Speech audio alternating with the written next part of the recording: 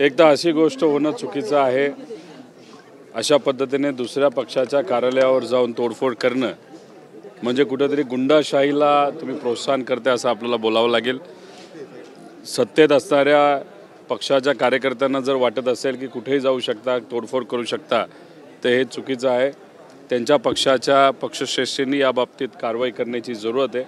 पोलिसांनी सुद्धा या बाबतीत कारवाई लवकरात लवकर ते सुद्धा कडक कारवाई करण्याची जरूरत आहे। उद्या जाऊन असं कोणाला वाटू नये की सगळ्यांचीच मालमत्ता ही आपली आहे। आज पक्षाचं कार्यालय उद्या कोणाच्या तरी घरी जाऊन दुडगूस घालतील म्हणजे महाराष्ट्राचं बिहार करायचं का काय असं आपल्याला म्हणावं लागेल। होम मिनिस्टर साहेब स्वतः लक्ष घालतील आणि विश्वास आहे की त्या बाबतीत योग्य ते कारवाई त्यांच्या कार्यकर्त्यांवर करतील आणि पोलीससुद्धा या बाबतीत योग्य ती कारवाई करून अशी घटना परत घडू नये याची दक्षता घेतील अशी अपेक्षा करूया। कारण तिकडे पोलीस संरक्षण आहे, मात्र कार्यकर्ते दरवाजापर्यंत गेले, दरवाजाची तोडफोड केली। आता त्या कार्यकर्त्यांना असं वाटत असेल की आपलं सरकार आहे, उद्या तोडफोड केली, कोणाला मारलं, खून केला, दगड डोक्यात घातला तरी चालतंय, आमचे सरकार आहे, तर मग त्या कार्यकर्त्याचा घमंड कुठेतरी तोडला पाहिजे। प्रशासनाने तोडला पाहिजे नाही तर सरकारने तोडला पाहिजे। आता भाजप त्या बाबतीत काय करते हे आपल्याला बघावं लागेल। पोलीस प्रशासनाने सुद्धा कडक कारवाई करण्याची जरूरत आहे।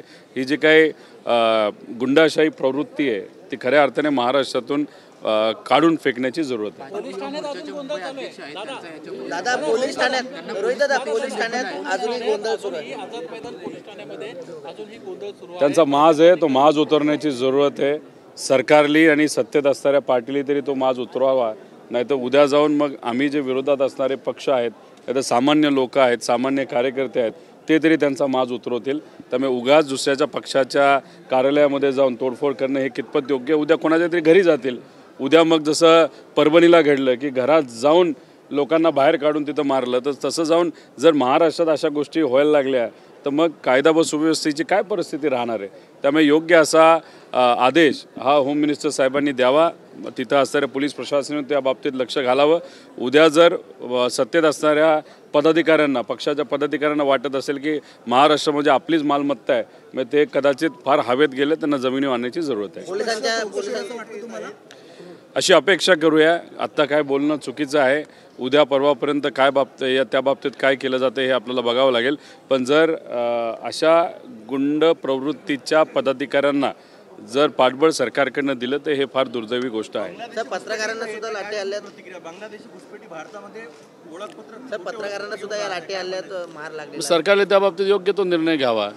सरकारने जर बॉर्डरवर चांगला कंट्रोल ठेवला, तसंच होम मिनिस्ट्री असेल, त्याच्याचबरोबर अजूनही इतर डिपार्टमेंट असतील, त्यांनी जर योग्य कारवाई आधीच केली असती तर अशा गोष्टी घडल्या नसत्या। त्यांनी त्या बाबतीत कुठेतरी कामचुकारपणा केला असं आपल्याला म्हणावं लागेल।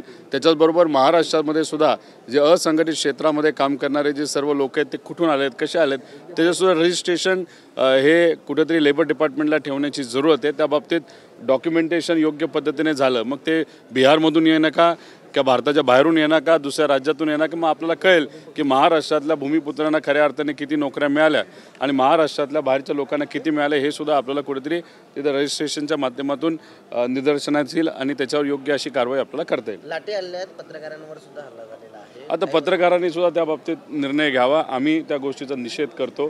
अशा पद्धतीने पत्रकारांवर जर हल्ला होत असेल, त्यांच्यावर लाठीचार्ज होत असेल, म्हणजे परभणीमध्ये सामान्य लोकांवर लाठीचार्ज झाला, त्याच्याचबरोबर याच्या आधी आध्यात्मिक क्षेत्रामध्ये काम करणाऱ्या काही सामाजिक कार्यकर्त्यांवर लाठीचार्ज झाला, आता पत्रकारांवर होतोय, उद्या कोणावर होईल काय सांगता येणार नाही। त्यामुळे हा जो घमंड आहे काही पदाधिकाऱ्यांना जो आलेला आहे, जो सत्तेत आहेत, तो कुठेतरी खऱ्या अर्थाने त्यांच्याच पक्षाच्या नेत्यांनी मोडून काढायला हवा आणि प्रशासनाने सुद्धा मोडून काढायला हवा।